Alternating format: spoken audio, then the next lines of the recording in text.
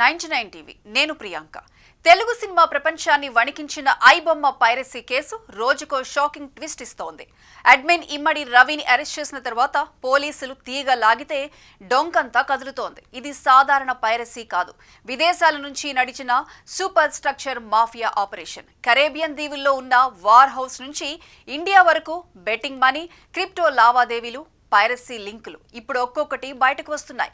IBomma Ravi interrogation లో వెల్లడైన విషయాలపై latest updates ఇప్పుడు చూద్దాం. ఐబొమ్మ రవిని పట్టుకున్న వెంటనే పోలీసులకే మైండ్ బ్లాక్ అయ్యే వివరాలు బయటపడ్డాయి. ఇది కేవలం సినిమాల్ని లీక్ చేసే పని కాదు, అంతర్జాతీయ స్థాయిలో నడిచిన పూర్తి మాఫియా నెట్వర్క్. రవికి విదేశాల్లో భారీ ఆస్తులు, ముఖ్యంగా కరేబియన్ దీవుల్లో ఒక లగ్జరీ రెసిడెన్స్, దానికి దగ్గరలోనే ప్రత్యేక ఆఫీస్, దాని పేరు వార్ హౌస్. అక్కడ నుండే మొత్తం పైరసీ ఆపరేషన్స్, బెట్టింగ్ యాప్ లావాదేవీలు అన్ని కంట్రోల్ అయ్యేవి.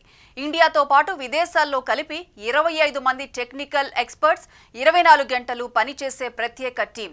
ఒక్కసారి పోలీసులు ఒక లింక్ బ్లాక్ చేస్తే అదే క్షణంలో క్లోన్ లింక్ క్రియేట్ అయ్యేది. ఐబొమ్మ పేరు మార్చినా సైట్ పడిపోదు, ట్రాఫిక్ పాడవదు. ప్రత్యేక సాఫ్ట్వేర్తో ఇన్ఫినిట్ క్లోనింగ్ సిస్టమ్ నడిపేవారు. సినిమాల పైరసీతో వచ్చిన డబ్బు మాత్రమే కాదు, బెట్టింగ్ యాప్ల నుంచే రవికి కోట్ల రూపాయల ఆదాయం వచ్చింది. అక్రమంగా సంపాదించిన డబ్బును విదేశాలకు తరలించి క్రిప్టో కరెన్సీగా మార్చేవాడు. తర్వాత అదే డబ్బు మూవీ రూల్స్ అనే మరో పెద్ద పైరసీ సైట్ ద్వారా తిరిగి ఇండియాకు రప్పించేవాడు. విచారణలో రవి మూవీ రూల్స్ తో నా డైరెక్ట్ కనెక్షన్ ఉంది అని అంగీకరించడంతో పోలీసులకు మరో కొత్త గేటు తెరుచుకున్నట్టయింది. గత 7 ఏళ్లుగా 4 పైరసీ సైట్లు, 4 బెట్టింగ్ యాప్స్ అన్నీ రవి కంట్రోల్లోనే నడిచినట్లు సిఐడి నిర్ధారించుకుంది. కొత్త సినిమాల ప్రింట్లను లీక్ చేసే వ్యక్తులను టార్గెట్ చేసి పెద్ద మొత్తంలో డబ్బు ఇచ్చి కొనుగోలు చేసేవాడట. ఎవరు లీక్ చేస్తున్నారు, ఎవరు బెట్టింగ్ యాప్ల స్పాన్సర్లు, దీని వెనుక ఎవరు నెట్వర్క్ నడిపింది, తన కస్టమర్ల వివరాలన్నీ రవి పోలీసులకు వెల్లడించినట్టు సమాచారం.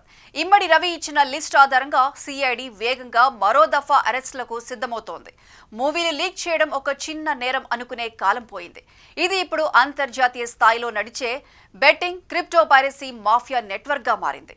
ఐబొమ్మ రవితో మొదలైన విచారణ ఇప్పుడే ముగిసేటట్టు కనిపించడం లేదు. రాబోయే రోజుల్లో ఇంకెన్ని పెద్ద పేర్లు వెలుగులోకి వస్తాయోనని సినీ పరిశ్రమ ఆందోళనగా చూస్తోంది.